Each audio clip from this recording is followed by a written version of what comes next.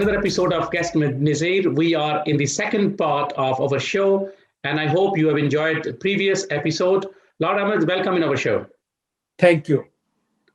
In previous episode, we discussed the international issues, and specifically, we will focus for the students of political science, the process of legislation in the United Kingdom, and how a journey of a bill starts. Right. Well, there are different ways of introducing bills. Certainly in the House of Lords, I can tell you, you will know the concept as a lawyer. You will know that there's something called the government green paper, and there's government white paper. And then there's first reading, second reading, committee stage, and also then the third reading in the House of Lords. And a similar process in the House of Commons, a little different that in the House of Commons, when you have the second reading, after that it goes to the committee, and the committee actually sits separate from the chamber. So let me go through first the white paper. Green paper is a concept, what government is consulting with the public.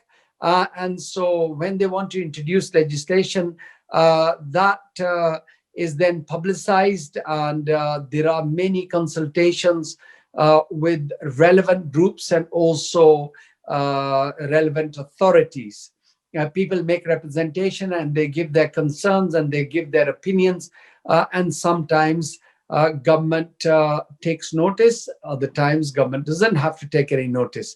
But when it comes to government white paper, this is almost like the first reading in the House of Lords as well. That's the concept from government on legislation, what they want to introduce. So if it's an immigration bill, for instance, then they want to tell you that they will be putting restrictions on certain things, or they will be allowing work permits and students and other things, other ways of sort of encouraging people to come and work in this country if we need certain trades. I'm just giving an example. This is not the case, but giving you an example. So that being the case, in the House of Lords, the legislation actually can start from both the House of Commons or the House of Lords. It has to pass in the House of Commons first to get to the House of Lords. But there are many pieces of legislation that actually pass in the House of Lords, and then they go to the House of Commons. And then we get to the difficult bit at the end, where it's a ping pong, where one house rejects, the other one then passes, then it goes back for approval. And so we'll come to that in a minute.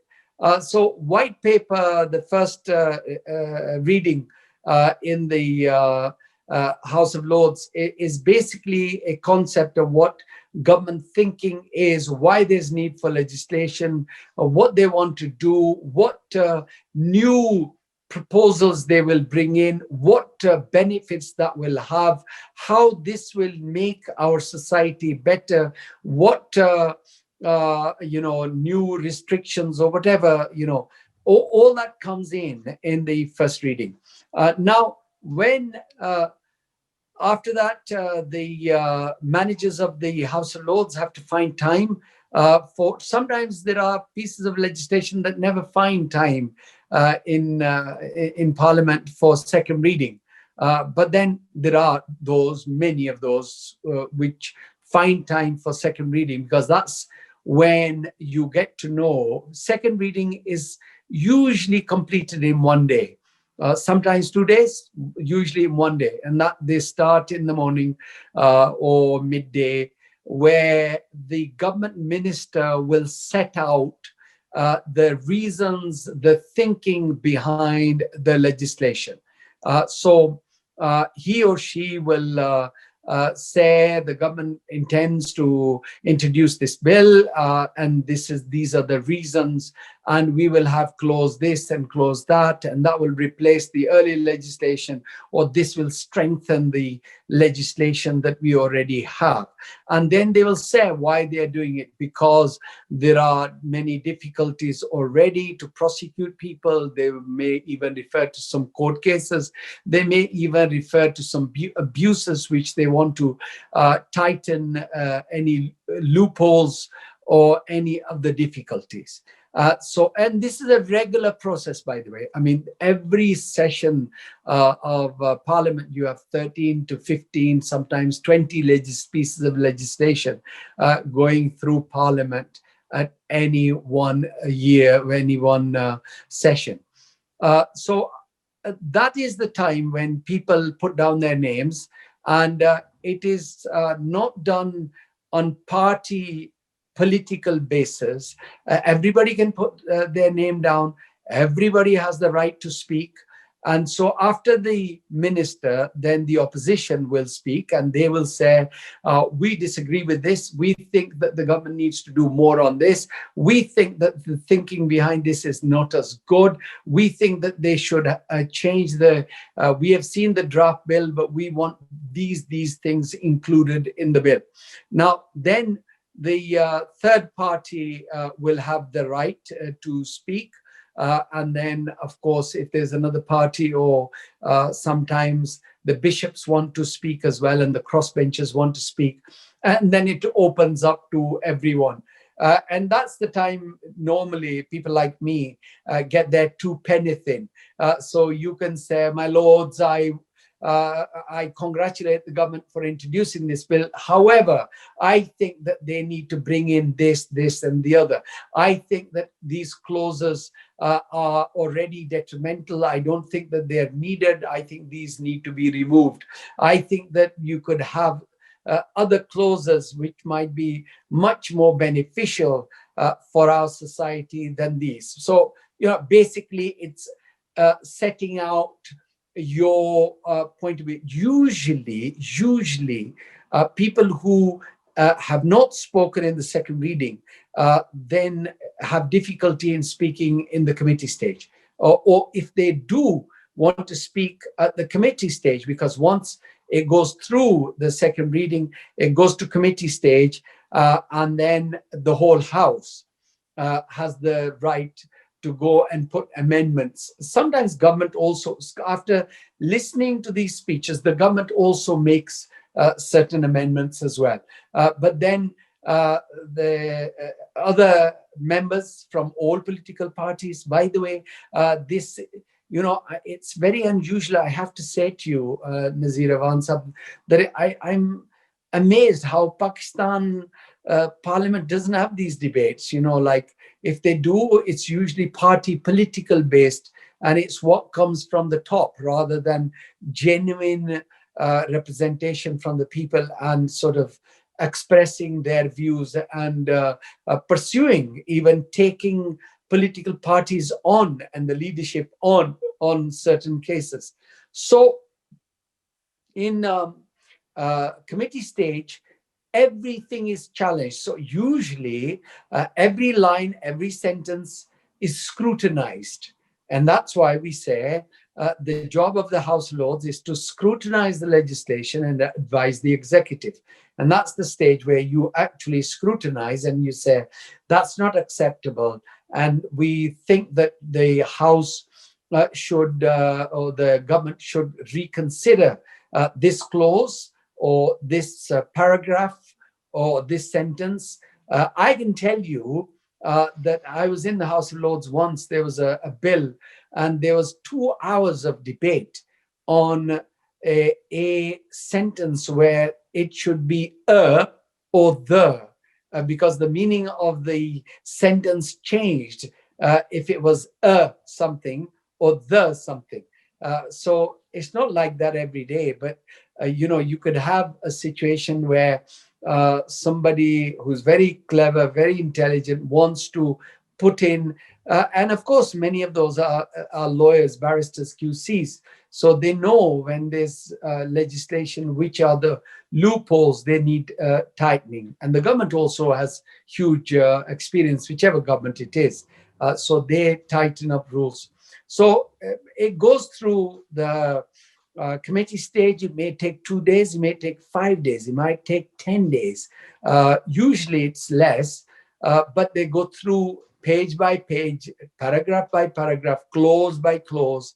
And once it passes, then it goes to the other side. No, it goes to the third stage, the third reading. The third reading is usually where you have the contentious issues which may need a vote, may need a real vigorous kind of debate and arguments. And many of the times the government may concede in second reading. Sometimes they will not. Sometimes it may take a couple of votes in the third reading for the government to concede. Sometimes the government doesn't concede. Government insists that because they have said something in the manifesto, said they need to pursue that particular policy because they've already declared, and that's why they were elected. And there are certain principles, by the way, where if a governing party has declared something in the manifesto, then usually the opposition will not challenge that particular point because the party in government has been elected because of that. So you don't challenge, or you give in, or you change. You sometimes they change the wording and lighten it up a little bit. But it's a very interesting things that I have to say. Nazir have answered, things have changed a little bit now, quite a lot because of COVID-19. Because most of the business is done online. Only 30 members are allowed in the chamber because of the distancing rules. So I'm missing all that fun inside Parliament because when you vote through lobbies, it's very different from voting on your mobile phone or through your computer. It's not same fun. I mean, you get 8 minutes or 10 minutes to get to your lobby, vote. There are a lot of discussions in the chamber, but also there are a lot of discussions outside the chamber, in committee rooms, and also in the little tea rooms and coffee rooms and dining rooms where people meet up and they have discussions. Lord Ahmed, I have another question. You mentioned COVID. So just a short, answer. What is your say? The present government has handled the COVID-19. How you mark them out of 10? So they've been good, they've been brilliant, or they've been not good. So what is your say on it? Look, I'm not here to defend the government, but I have to say that it's a difficult time. It's a challenging time. And you have to balance the dangers to public, the challenges to the country, and also the challenges to economy. And if you have a lockdown that closes everything because you don't want this horrible disease to spread, which is a good thing, then your economy also gets destroyed. People have been paid to sit at home. People have been paid to work from home. And our borrowing has been going up, 50, 60 billion pounds a month, which we have to pay. At the end of the day, somebody's got to pay. So that has to be balanced with the rate of spread. So now I think they've come to conclusion. I think this lockdown could have come a little earlier. It could have been phased to different regions where there were a higher percentage of infections. They could have done lockdown in those areas than where there isn't as much, or there wasn't as much. But I think it's very well to say at this stage this should have been done. It was difficult time. Even But Boris Johnson. some critics says the UK Prime Minister should have reacted quickly, because once they got the news from China, news from the neighboring countries like France, Spain, and Italy, they should have moved forward their forces, move forward the especially equipment to the NHS. Your say on it, please. Well, I'm not here to defend him, but I think he's been just hoping and praying that it doesn't get to the situation or as bad as it was happening in Italy and Spain. Now you see in Brazil and in the United States and Mexico, it's been spreading much faster. Compare that also in India, for instance, 5-6 million people infected. Compare that to Pakistan, and Alhamdulillah, Pakistan has done really, really well. Compare that to Iran, which is still, number of deaths and also infection has been high. I think our prayers for everybody all over the world, and our best wishes and good, get well soon wishes for them. Because we are entering into the last phase of our show, I wish we have a lot of time because of the time restraints of the airtime. So I'm keeping it short and brief. For the political science students, there's a question. We have seen, or we have read as a student of political science, the great debates of Abraham Lincoln, Jimmy Carter, these great presidents of America. But now recently, public have seen a debate of the present or upcoming elections on the media. So the countries who are learning about the democracy, your say on it, Lord Ahmed. Donald Trump is not the best example of democratic leaders. Many of the, and I don't think Boris Johnson is a great leader of the United Kingdom to showcase rest of the world. But there are some very good leaders still around. But sadly, this particular last 10 years has been poor in electing leaders. But these are people who are elected by the people. And, you have to concede. But I honestly want to say to you that watch this space. In November, you will have, December, inshallah, you will have a new president in the United States. And maybe next elections, you will have new government in the United Kingdom. But things will change. There was a shift of politics to the right. And sadly, they've elected many people who have their own right-wing narrative. Some even may go to the extent that they're bordering on to supporting fascist organizations. I will not go that far, but I think it's been sad that the politics in recent years has shifted to the right, and whether it is Modi in India, whether it is Donald Trump in America, or whether it is some of the European countries in the middle. And also in Israel, for instance, you have Netanyahu, and you have many others. But Lord Ahmed, these governments have been elected by the public of that particular countries. Well, that's right, and that's why you can't criticize. You can criticize, but I think you should hold your feelings and respect people's decision. But just hope for the best, that people will elect good people next time, and people who think of many, not a few. So in United Kingdom's democracy, we have mainly two-party system. We have other parties, but mainly at the moment, two major parties.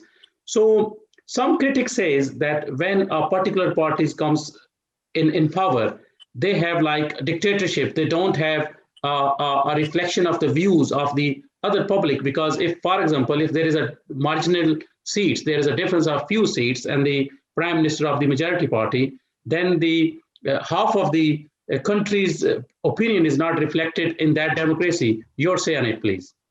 No, I agree with that. I think that when you look at the United States, it's about 26 to 30% of the people who elected Donald Trump, and the rest of the 70% don't have that say now. He is appointing judges that will be Supreme Court judges, judges for Constitution for the next 20, 25 years. So you have, that's the difficulty.